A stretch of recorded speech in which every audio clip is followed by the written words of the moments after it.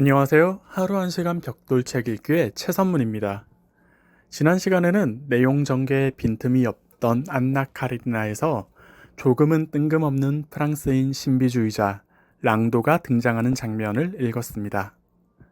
그리고 이런 흐름이 왜 등장했는지 간단히 배경까지 설명하며 이야기를 마무리했었는데요.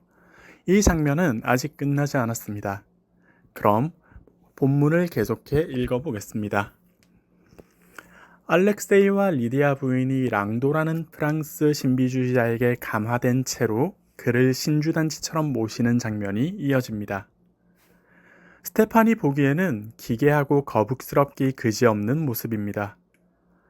스테판은 자신을 위한 청탁과 안나의 이혼을 다시 부탁하기 위해 알렉세이를 보러 온 것이지만 이제는 그런 생각이 무용하며 이 집에서 얼른 벗어나고 싶다는 생각만 하죠. 그러다가 랑도라는 인물이 잠시 잠에 든 채로 혹은 잠든 척하며 방금 들어온 청탁하러 온 사람은 얼른 이 집에서 나가라는 장꼬대를 합니다. 스테판에게 축객령을 내린 것이죠. 이 말을 들은 스테판은 오히려 잘 됐다는 생각과 함께 자신이 머무는 집으로 떠납니다. 하지만 다음날 스테판은 알렉세이로부터 안나와의 이혼을 단호히 거부한다는 편지를 받죠.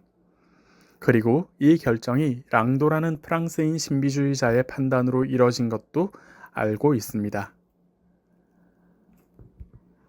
이제 이야기는 안나와 브론스키에게로 향합니다. 이야기의 도입이 아주 인상적인데요. 가정생활에서 무언가 실행되려면 그들의 관계가 완전한 파탄에 이르거나 혹은 사랑의 화합에 이르러야 한다고 합니다. 그리고 대개의 가정이 지리멸렬한 까닭은 완전한 파탄과 사랑의 화합, 그 사이에서 애매한 관계를 잇고 있기 때문이라고 하죠.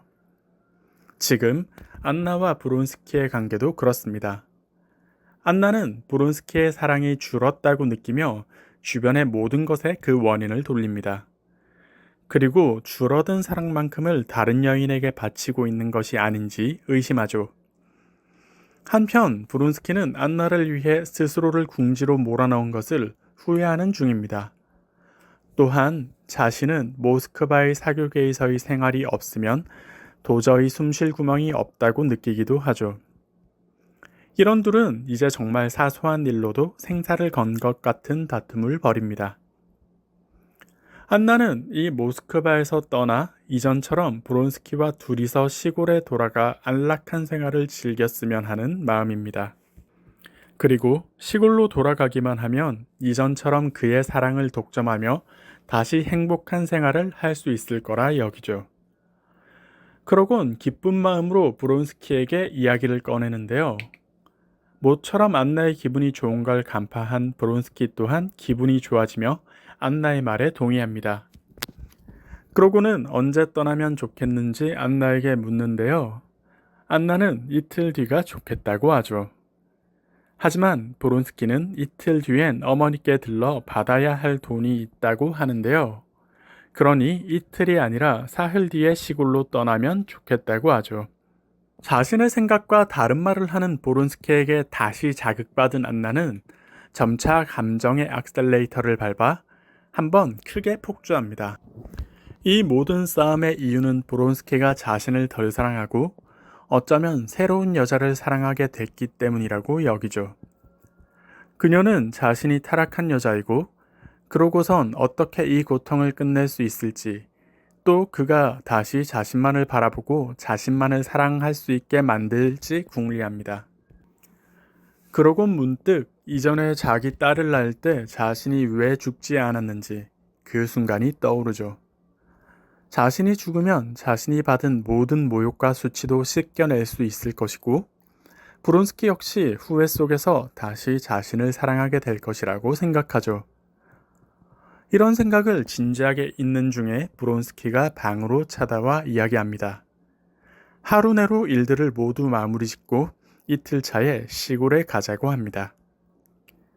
이 말에 극단적으로 치솟았던 안나의 감정은 가라앉고 둘은 극적으로 화해하게 되죠. 그런데 이 화해의 과정에서 안나의 속마음이 새어나오는 순간이 있었습니다.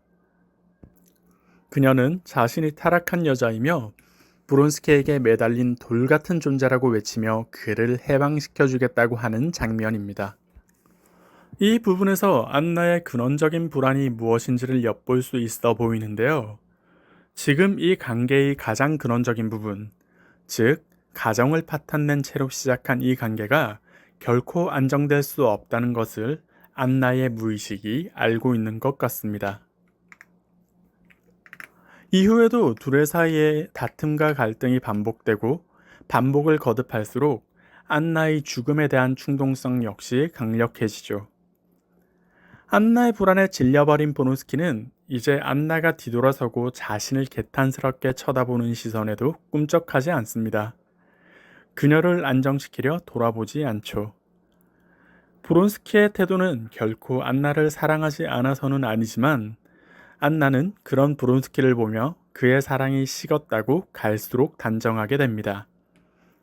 그리고 자신이 선택할 수 있는 길은 죽음밖에 없다고 계속해서 충동을 느끼죠. 또다시 다투고서 자신을 돌보지 않고 집을 나간 브론스키를 본 안나는 마지막이라는 생각으로 그에게 편지를 보냅니다. 자신이 모든 걸 잘못했으니 얼른 집으로 돌아와 달라고 하죠. 그녀는 두렵다는 말로 편지를 마무리합니다. 이후로 안나는 브론스키의 회신을 기다리며 스스로의 마음을 궁지로 몰아가는데요. 브론스키의 회신이 오기 전까지 자신의 마음을 안정시키기 위해 잠시 다리아를 찾아가기로 마음먹습니다. 그곳에서 이미 다리아의 집에 와 있던 키티를 마주하는데요. 소설 초반에 둘이 만났을 때의 느낌과 사뭇 다르죠. 키티와 안나, 둘 모두 아름다움은 여전하지만 안정된 가정을 이루고 평안을 찾은 키티와 불안의 늪에서 죽음을 바라보는 안나의 모습은 많은 생각을 들게 합니다. 그러고도 안나의 불안은 갈수록 고조되며 오늘의 독서는 378페이지에서 끝났는데요.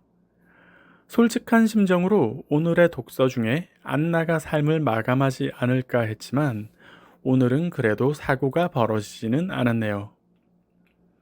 하지만 지금 당장이 아니더라도 안나가 종국에는 자신의 불안을 주체하지 못해 죽음에 이를 것은 너무나 자명해 보입니다. 세상의 시선도 전 남편과 자식의 멸시도 결국 자신의 불안에 비하자면 별것 아닌 문제처럼 보이죠. 이제 남은 페이지는 100여 장인데요. 아마 다음 시간이면 정말 큰 사고가 벌어질 것으로 보이는데 어떻게 그녀가 마지막 순간을 맞을지 걱정되는 마음으로 오늘의 독서를 마치도록 하겠습니다. 감사합니다.